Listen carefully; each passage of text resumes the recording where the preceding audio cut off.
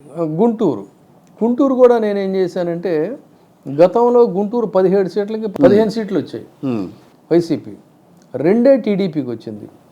అలాంటి గుంటూరులో కూడా తగ్గించి 17కి 7 వైసీపీకి వేసి 7 టీడీపీకి వేసాను.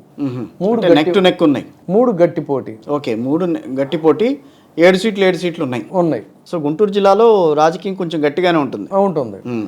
సో అలాగే ప్రకాశం గతంలో ప్రకాశానికి 12 సీట్లకి వైసీపీకి 8 సీట్లు వచ్చాయి, టీడీపీకి 4 వచ్చాయి. కానీ ఒక దశలో ప్రకాశం మాకు చాలా బాగుంది అది ఇది అని చెప్పని టీడీపీ చెప్పుకుంది.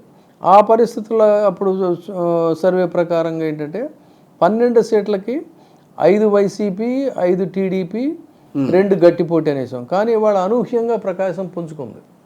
వైసీపీ పుంజుకున్నటువంటి పరిస్థితుల్లో ఖచ్చితంగా 7+ ప్రకాశం వైసీపీకి అనుకోవచ్చు, 7+. Okay, remaining TDP. నెల్లూరు కూడా అంతే. నెల్లూరు ఇంకేముంది, మొత్తం గొల్ల అయిపోయింది, డొల్ల అయిపోయింది. కోటంరెడ్డి శ్రీధర్ రెడ్డి గారు లేరు, వేమిరెడ్డి లేరు, రామనారాయణ లేడు, మాగుంట శ్రీనివాసరెడ్డి గారు లేరు. అసలు మొత్తం ఖాళీ అయిపోయిందని చెప్పారు. నెల్లూరు పూర్తిగా ఖాళీ అయిపోయింది అన్నారు. నెల్లూరు నిజానికి ఏంటంటే గతంలో వైసీపీకి 10కి 10 వచ్చేసాయి, టీడీపీ ఎక్కడ అడ్రస్ లేదు గతంలో. అలాంటిది మొత్తం మాకు కాయిన్ తిరగబడింది అన్నారు వాళ్ళు. ఎప్పుడైతే విజయసాయిరెడ్డి గారు అక్కడికి వెళ్ళారో, విజయసాయిరెడ్డి గారు వెళ్ళిన తర్వాత మొత్తం సీన్ అంతా రివర్స్ అయింది. ఓకే, సో అక్కడ ఉన్నటువంటి పరిస్థితుల్లో నెల్లూరులో ఇప్పుడు ఉన్నటువంటి ప్రజెంట్ ట్రెండ్ ఖచ్చితంగా నెల్లూరు 10కి 8 సీట్లు వైసీపీకి వస్తాయని, కాదంటే 7 సీట్లు వస్తాయి, 2 టీడీపీకి వస్తాయి, 1 గట్టి పోటీ ఉంటుంది. అంతగా ప్రభావం కనిపించట్లేదు అంటారా? ఇప్పుడు కోటంరెడ్డి శ్రీధర్ రెడ్డి లాంటి వాళ్ళు వెళ్ళారు కదా, మరి దాంట్లోకి వెళ్తున్నారు.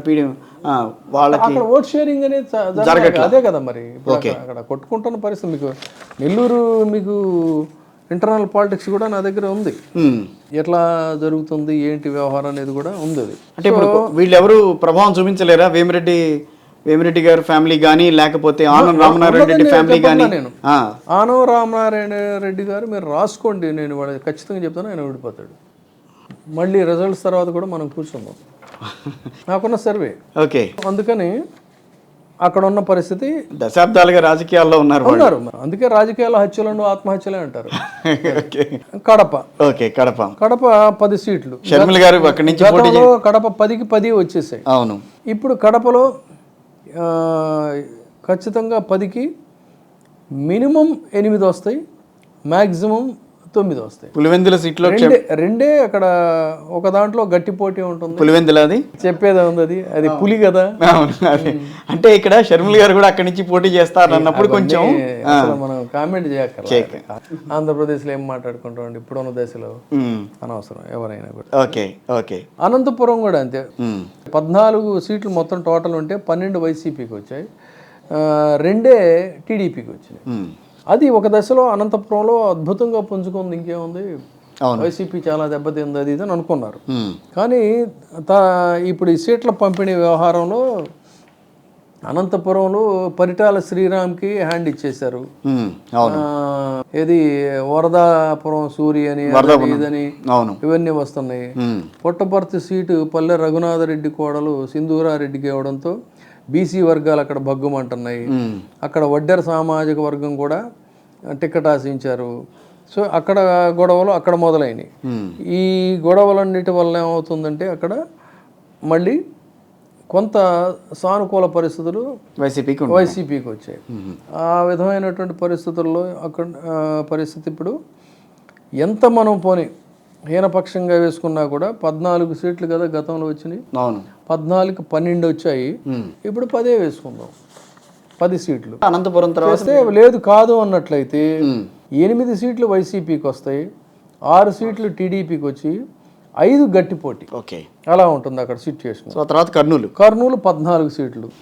14 సీట్ల కర్నూలు గతంలో 14 వైసీపీ స్వీప్ చేసేసింది కర్నూలు.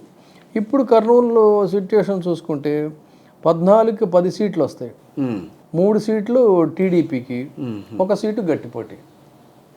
మీకు ఇందాక మనం అనుకున్నాం కదా ఓట్ షేరింగ్ అక్కడ బీజేపీ కలవడం వల్ల వైసీపీకి అక్కడ సానుకూల పరిస్థితులు అనేవి వచ్చాయి. ఎందుకంటే కొంచెం ఎక్కువగా మీరు అన్నట్టుగా ముస్లిం సామాజిక వర్గం వాళ్ళ ఓట్లు ఎక్కువగా ఉంటాయి కాబట్టి ఎక్కువ ఉంది. చిత్తూరుకు వచ్చినప్పుడు చిత్తూరు 14 ఉంటే గతంలో వైసీపీకి 13, మొత్తం టోటల్ 14 ఉంటే వైసీపీకి 13 వచ్చాయి, 1 టీడీపీకి వచ్చింది. ఇప్పుడు 14లో 9 చాలా తగ్గింది వేసుకుంటే వైసీపీ, 4 టీడీపీకి వస్తే 1 గట్టి పోటీ ఉంటుంది. సో ఇది ఓవరాల్ సిచ్యుయేషన్. పోనీ ఇంకా మనం దీన్ని తగ్గించి మీరు వేసుకున్న దాంట్లో మొత్తం మీరు వైసీపీకి ఎంత ఇచ్చారు అదే చెప్తున్నా. దీన్ని మనం ఇంకా తగ్గించి చూస్తే కూడా 29 స్థానాల్లో గట్టి పోటీ అనేది ఉంటుంది. ఈ ఎలక్షన్ ప్రచారం ట్రెండు టెండెన్సీని జాగ్రత్తగా మేనేజ్ చేసుకోగలిగితే మళ్ళీ దాంట్లో ఈ 29లో 17 వైసీపీకి సానుకూలంగా వచ్చే అవకాశం ఉంటుంది. ఒక 16, 14 ఆ స్థాయిలో టీడీపీ కూటమికి వస్తాయి.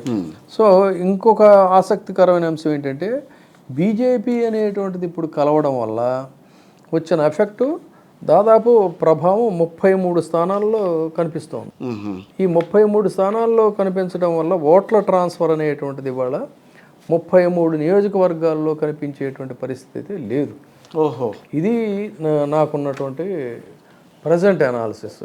దీన్ని మళ్ళీ అభ్యర్థుల ప్రచార సరళిని బట్టి మళ్ళీ ఇంకొకసారి మారే అవకాశం ఉంటుంది. రేపు 27 నుంచి ఈయన బస్సు యాత్ర అంటున్నారు కాబట్టి ఆ మారే ఇది ఉంటుంది. బట్ ఇక్కడ నా లాజిక్ ఒకటి గమనించాల్సింది ఏంటంటే జనరల్గా రాజకీయాల్లో ఒక తీవ్రమైన వ్యతిరేకత వస్తుందండి. ఒక గవర్నమెంట్ అనేది పెట్టిన తర్వాత ప్రజలు వెక్స్ అయిపోతారు. చిచ్చి ఏం గవర్నమెంట్ ఇది అంటే అంత తీవ్ర వ్యతిరేకత వస్తే అదేమవుతుందంటే ఒక వేవ్ అంటారు దాన్ని. ఆ వేవ్లో మొత్తం తుడిచిపెట్టుకుపోయి ఇంకొకటి వచ్చే అవకాశం ఉంటుంది. ఇక్కడ ప్రాక్టికల్గా ప్రతి వాళ్ళు అంటే వైసీపీ అంటే ఇష్టపడేవాళ్ళు కానీ వైసీపీని వ్యతిరేకించే వాళ్ళు కూడా లాజికల్గా ఆలోచించాల్సింది. ఇక్కడ అంత స్థాయి వ్యతిరేకత మొత్తం ఓవరాల్గా ఉంది. ఓకే, మీరు వ్యతిరేకిస్తున్నారు, చిచి ఇదేం గవర్నమెంటు, రోడ్లు లేవు, మా చంద్రబాబు నాయుడు గారు అద్దాలు లాంటి రోడ్లు వేశారు, వాటిని వచ్చి వైసీపీ అద్దాలను పగలగొట్టినట్టు కొట్టేసిందని మీరు ఒకవేళ ఆర్గ్యుమెంట్సే కంటే అనొచ్చు. నిజం అంతే కదా. మాట్లాడితే రోడ్లు లేవు అనేది ఇవాళ మీడియాలో ప్రచారం అండి. రోడ్లు ఎవరు వేయాలండి? ఎంతెంత ఫండ్స్ వచ్చాయి అప్పుడు కేంద్రం నుంచి? ఇన్ని రోడ్లు వేసాడు ఆయన చంద్రబాబు నాయుడు గారు. ఆ రోజు వేయిన రోడ్ల గురించి ఇవాళ ఎందుకు మాట్లాడతారు మీరు? 2 సంవత్సరాలు కోవిడ్ ప్రచారాస్త్రం అయింది కదా. అదే చెప్తున్నా, ఇలాంటివన్నీ ఉన్నాయి. సో వాళ్ళు కూడా ఆలోచించాల్సింది ఏంటంటే గ్రామీణ ప్రాంతాల్లో కానీ లేకపోతే మిగతా సబర్బన్ ఏరియాస్లో కానీ ఈ వెల్ఫేర్ స్కీమ్స్, బెనిఫిషియరీసు, మహిళలు లేదు సగటు నుంచి వాళ్ళ స్టూడెంట్స్గా పేరెంట్స్ ఇలాంటివన్నీ ఉన్నాయిగా సానుకూలంగా. ఆ సానుకూలమైనటువంటి అంశాలు అనేటువంటివి ఉన్నాయి. కొన్ని వ్యతిరేక అంశాలు కూడా లేవు అంటే ఉన్నాయి. వ్యతిరేక అంశాలు ఏ స్థాయిలో ఉన్నాయంటే ఒక పచ్చి అవకాశవాద రాజకీయాలకి కేంద్ర బిందువుగా ఉన్న చంద్రబాబు నాయుడు గారిని, జగన్మోహన్ రెడ్డి గారిని కాదని ఆయన ఎన్నుకునేంత స్థాయిలో ఉన్నాయంటే అంత శాతం ఉన్నాయి నేను. ఎందుకంటే ప్రజల్లో అంత ఆగ్రహం లేదు. ప్రజల్లో కొంత అసంతృప్తి ఉంది. అసంతృప్తి ఎందుకు ఉంది అంటే 151 సీట్ల ఘన విజయం సాధించిన తర్వాత ఈయనేదో మనకు అద్భుతాలు చేసేస్తాడు, ఓవర్ నైట్ మనకి ఏదవుతుందో అదవుతుందని ఆశిస్తారు. ఎందుకంటే ప్రజలు ఆశావహులు, ఆశించటంలో ఇది. కానీ మరి అట్లాగని ఆయన చేతిలో మంత్రదండం ఉందా? లేదు. అల్లావుద్దీన్ అద్భుత దీపం ఉందా? లేదు కదా. 2 ఏళ్ళు కోవిడ్లో పోయింది. తర్వాత ఇప్పుడిప్పుడే అన్నీ ఆయన సార్ట్అవుట్ చేసుకుంటా పెండింగ్ ప్రాజెక్టులు కంప్లీట్ చేస్తున్నారు. ఒకవైపు వెల్ఫేర్ స్కీమ్స్ చేస్తున్నారు. వెల్ఫేర్ స్కీమ్స్లోనేమో కొంత ధనం ఖర్చు అవుతున్నటువంటి పరిస్థితుల్లో మాకు రాకుండా వాళ్ళకి పెట్టేస్తున్నారు అనేటువంటి హ్యూమన్ ప్రిజుడీస్ ఉంటాయి. ఇవన్నీ కూడా కొంత అసంతృప్తి అనేది ఉంది. ఇది అసంతృప్తి, ఆగ్రహం కాదు. ఆగ్రహంలో కూడా మళ్ళీ కొంతమంది ధర్మాగ్రహం ఉంటుంది, దురాగ్రహం కాదు. దురాగ్రహం అనేది కేవలం కొన్ని వర్గాల మాత్రమే. మన జగన్మోహన్ రెడ్డి గారి మీద కొన్ని వర్గాలకి దురాగ్రహం ఉంది, కొన్ని వర్గాలకి ధర్మాగ్రహం ఉంది, కొన్ని వర్గాలకు అసంతృప్తి ఉంది. ఈ మూడిటిని 3 రకాలుగా చూస్తాను నేను. ఈ 3 కూడా తీవ్ర వ్యతిరేకంగా ఉన్నాయని నేను అన్నాను. అలాంటి పరిస్థితుల్లో మళ్ళీ తిరిగి మనం ఓవరాల్గా చూసినప్పుడు 151 స్థానాల నుంచి ఈయనకి వ్యతిరేకత ఉన్నా కూడా ఎన్ని తగ్గుతాయి? 23 స్థానాల నుంచి ఈయనకి ఎంతవరకు ఎదుగుతాడు? ఎదగడానికి అనుకున్న సానుకూల అంశాలు ఏంటి చెప్పండి? అందుకని ఎన్నికలు ఇక్కడ జగన్మోహన్ రెడ్డి గారు వర్సెస్ జగన్మోహన్ రెడ్డి గారు అంతే జరిగేది. అంతే కదా.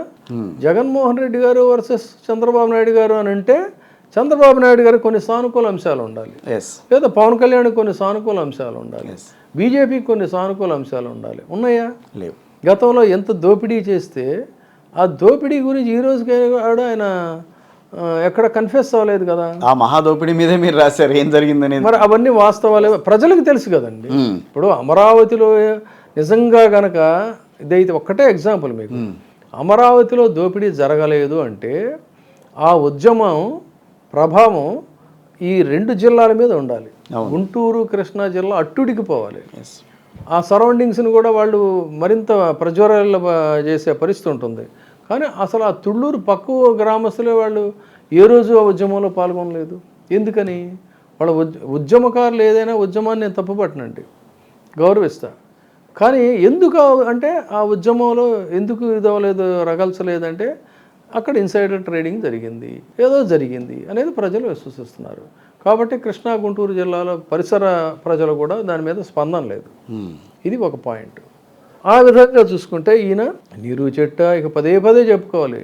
నీరు చెట్టులో తినేసాడా, హౌసింగ్ స్కీమ్స్ తినేసాడా, బాబు వస్తే జాబ్ వస్తుంది అన్నాడు, దాన్ని గాలికి వదిలేసేసాడా, ఇచ్చిన హామీలన్నీ గాలికి వదిలేసాడా, మహిళలకి ఏదో చేస్తానన్నాడు, డ్వాక్రా మహిళలకి ఏదో చేస్తాన్నాడు. ఎన్ని ఉన్నాయండి చెప్పి నోరు నొప్పి పుట్టాను ఉన్నాయి. అవన్నీ లేకుండా ఇవాళ మళ్ళీ ఫ్రెష్గా ఆయన వస్తే ఎక్కడ ఆయనకి విశ్వసనీయత ఉంది? కాబట్టి ఆ విశ్వసనీయతని 23 సీట్ల నుంచి దాదాపు 100 సీట్లకు పెంచేంత స్థాయిలో ఎక్కడ ఎదుగుతారు వీళ్ళు? ఇది సింపుల్ లాజిక్. వాళ్ళు ఎన్ని ప్రచారాలు చేసుకుని ఓదర కొట్టినా సరే ఇక్కడ జరుగుతున్న ఎలక్షన్ అనేది ఏంటంటే జగన్మోహన్ రెడ్డి గారు వర్సెస్ జగన్మోహన్ రెడ్డి గారు. ఆయన పాలన వర్సెస్ ఆయన మీద ఉన్న అసంతృప్తి అంతే, ఆయన మీద ఉన్నటువంటి వ్యతిరేకత, ఆయన మీద ఉన్నటువంటి ఆగ్రహం అంతే, ఆయన మీద ఉన్నటువంటి ధర్మాగ్రహం, ఆయన మీద ఉన్న దురాగ్రహం. ఈ దురాగ్రహం శాతం ఎంత, ధర్మాగ్రహం శాతం ఎంత? కాబట్టి అసంతృప్తి జీవులు ఎప్పుడు కూడా ఎలా ఉంటుందంటే ఫాదర్ మీద ఫ్యామిలీ హెడ్, నాన్న నాకు ఇది కొనిస్తాడు, కొనేవలేదు, కానీ ఒక అసంతృప్తి ఉంటుంది.